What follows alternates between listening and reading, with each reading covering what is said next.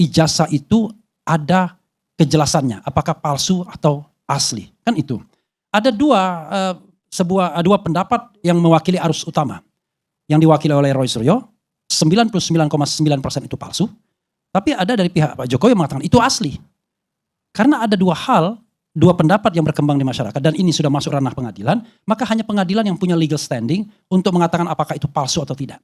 Jangan bilang UGM yang mengeluarkan ijazah kemudian sudah mengatakan asli, tidak bisa lagi. Karena ranah administratif sudah lewat begitu dia ada soal konflik hukumnya. Itu Bang Karni ya.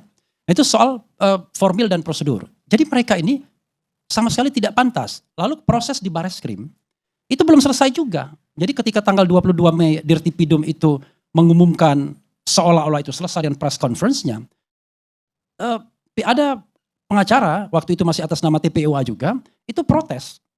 Protesnya adalah bahwa itu melanggar Perkap, peraturan Kapolri. Tidak ada yang namanya pengujian forensik dilakukan dalam tahap penyelidikan. Itu harus dilakukan dalam tahap penyidikan, kan not necessary. Karena penyelidikan itu ya mengumpulkan informasi sebanyak-banyaknya saja. Dan penyelidikan itu tidak perlu di state sudah selesai dan lain sebagainya. Coba tanyakan misalnya, kasus Pak Jokowi di KPK.